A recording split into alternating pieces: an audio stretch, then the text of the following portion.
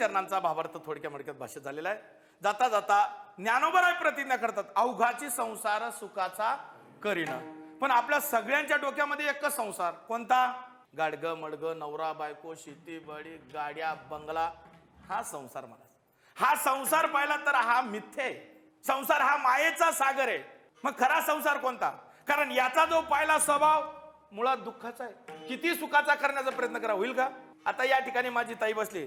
ताई खरं सांगा, स्वयंपाक करणारी खूप सुंदर ताई आहे, पण ताई कारल्याची भाजी गोड होईल का? होईल, कारण कारल्याचा मूळ स्वभाव कडू आहे. अहो एवढं जाऊ द्या, एकाच विहिरीतलं पाणी घ्या, एकाच विहिरीतलं पाणी एकाच पाईपलाईनने जातंय, तेच पाणी मिरचीला जातं, तेच पाणी ऊसाला जातं. मिरची खाल्ली तर तिखट, ऊस खाल्ला तर ऊसाचा गोडपणाचा स्वभाव जाणार नाही, मिरचीचा तिखटपणाचा स्वभाव जाणार नाही. तसा हा संसाराचा जो दुःखी रूपी स्वभाव आहे तो जाईल का? मग तरी ज्ञानोबराय कस काय प्रतिज्ञा करतात, अवघाची संसार सुखाचा. मग ज्ञानोबरायने जी प्रतिज्ञा केली, तो ज्या संसाराची प्रतिज्ञा केली, तो संसार कोणता? जन्म आणि मरण. जन्म मरणातून मी तुम्हाला सोडेल, अशी ज्ञानोबराय प्रतिज्ञा करतात.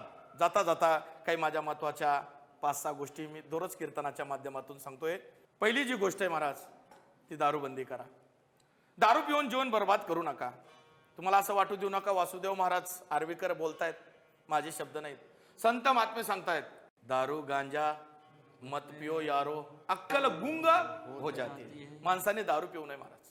जर दारूच पियाची असेल तर कोणती दारू पिया, तिचं नाव सांगतो मी. कोणती दारू पिऊ नका.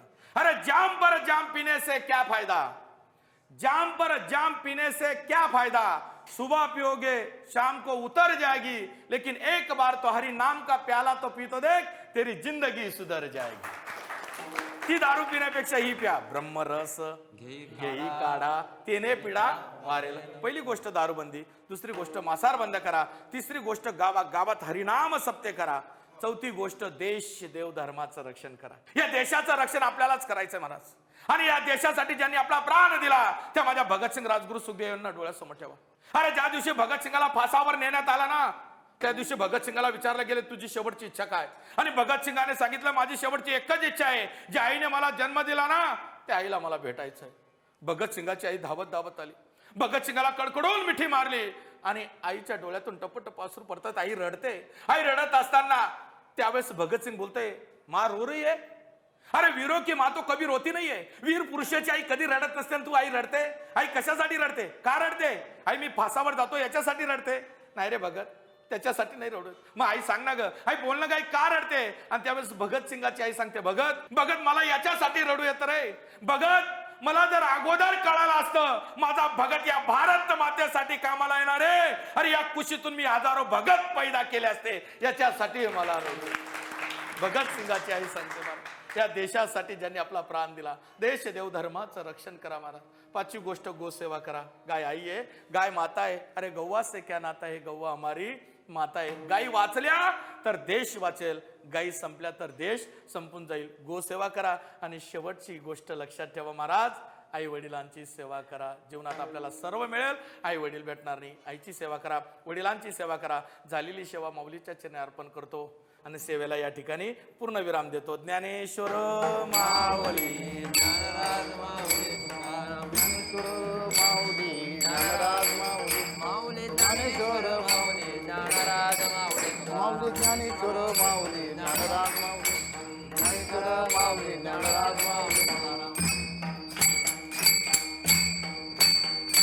जय विठ्ठल, जय हरी विठ्ठल, जय विठ्ठल, जय विठ्ठल, जय जय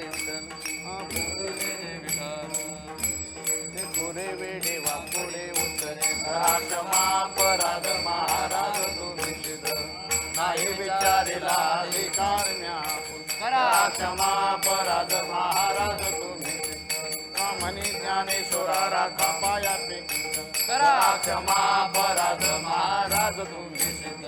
ज्ञानदेव तुकाराम, ज्ञानदेव तुकाराम, ज्ञानदेव तुकाराम, ज्ञानदेव तुकाराम, तुकाराम तुकाराम तुकाराम तुकाराम. पुंडलिक वरद विठ्ठल श्री ज्ञानदेव पंढरीनाथ भगवान, ज्ञानेश्वर महाराज की जय, गोपाल कृष्ण भगवान, छत्रपती शिवाजी महाराज की जय. देवाची ये द्वारी कीर्तनाची वारी या भक्ती जागरात आज आपण इथेच थांबतोय. उद्या पुन्हा भेटूया या संत परंपरेतील आणखीन एक आख्यान ऐकण्यासाठी. तोवर जय जय रामकृष्ण हरी.